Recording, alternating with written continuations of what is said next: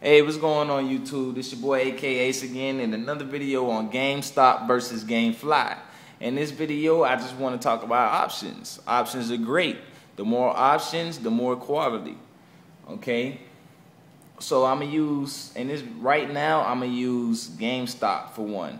I'm going to relate to the gamers that always, find themselves buying the game for $60 and they play the game for probably 3 weeks, a month, 2 months, and they don't want the game anymore. They don't like the game. So what can you do if you're using GameStop and you're that type of gamer? All right, you can go to GameStop on the first day and get BioShock 2. You're excited about it. You love the game. You played part 1 and you real excited about part 2. Okay, so you go ahead and pay your $60. You get it. You play the single player. You beat it, and then you play the multiplayer for about 3 weeks. So I give it 3 weeks, and you're tired of the game. You don't want to play it no more. You're done. You beat everything. The multiplayer is getting lame. You say you don't want to play it no more. All right, what are your options with GameStop? Well, you can go ahead and sell the game to GameStop, and the $60 game that you bought, and sell it for probably $15, $20. And that'll be that. That's it. That's pretty much it. That's what in a row. But on Gamefly, same scenario. You put the game on your list. They send it to you. When you get the game, you go through the same phases that I just described about the GameStop. You play it through the single player, you loved it, but then you got tired of it. Well, you could just send that game back to Gamefly, okay? Once you send that game back to Gamefly, you can get another game in your game queue. So let's say if you did it for 3 weeks, you played the game and you send it back. Well, the price that you're paying for one game for a month, you just got one game for 3 weeks, and then you got another week on another game. So they send you the other game, and then you start playing the other game. All right? Or if you decide that you want to keep the game, you can buy it at a crackhead price. I call it crackhead price because it's really cheap, man. It's really cheap. But this right here, $15.29, you can't really beat that, man. And that's for just somebody that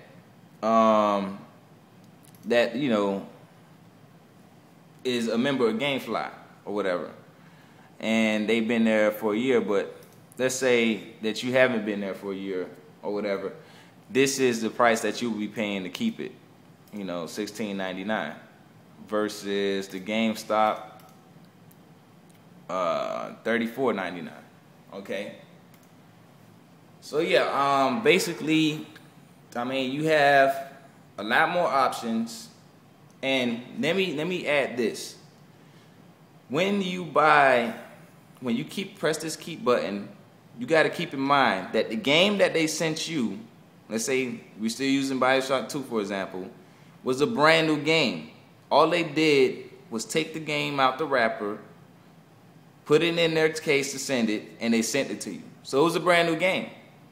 So now, when you decide to keep the game, you keep it at your house. You know what I'm saying? If the game is in your possession, you keep it. It's already at your house, so you just keep it. But what they do is they send you the case, which is brand new, and everything that comes with it. I said that in my last video, but what I'm trying to tell you is you're basically paying this price for a new game. Because you played it when it was first came out. That's the whole point of getting a new game, is playing it when it first come out. So you played it when you first come out, but you end up buying it for $15.29. Now you can go ahead and say, oh well, I was paying the monthly fee or whatever. But like I said, if you was playing it for 3 weeks, they send you another game, you still getting your money's worth. And even if you add this price on top of the price that you're paying a month, that's still not $60. So, and you still got another game.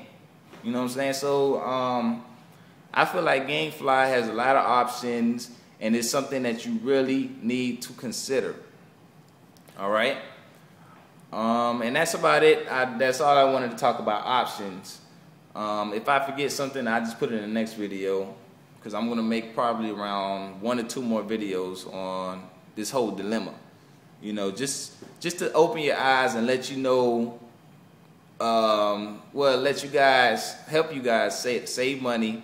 You know, conserve your money, because I'm gonna tell you right now, from now until 2011, you better be saving, because 2011 is going to be crazy. I'm talking about like first-person shooters out the ass, and I'm not talking about like the same type of first-person shooter like Modern Warfare, Battlefield. They all like based around the same type shit, like war and shit, modern shit. I'm not talking about that. I'm talking about first-person shooters that are uniquely different from each other. You know, and that's just first-person shooters. Now you go into all these other types of games, fighting games, adventure games, action games, whatever. All those types of genres are coming out next year. And you better be ready for that shit, money-wise, because that shit is going to hit you. You're going to see those games come out, and you're going to want those games, but you can't have it because you can't afford it.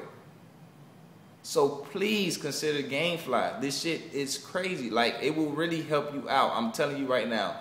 You will get everything that you want. All the games, the new games that you want.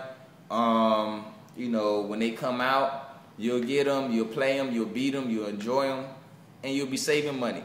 Because let's look at it this way. If you buying shit from Gamestop, you know what I'm saying, new or used or whatever, because you see their prices is not that different. You buy new or used. At the end of the day, that money is barely going to be replenished if you want to sell it to get another game. But on Gamefly, you go ahead and just return the game and then get another game or whatever. You know what I'm saying? So, like, I feel like it's better to have the option to have a game in your possession than to not even have it at all because you don't have the money to afford it. So even if you're renting it, it's still a good option to at least touch that game, you know what I'm saying, to say that you experienced that game versus not having the game, you know, because money. So, I mean, I know I'm repeating myself, but I just wanted to stress this, man, because this is important to all the gamers out there, man, to the people that, you know, really into this shit. So I'm going to, you know, let y'all go for this one, and I'll see you on the next one. Peace.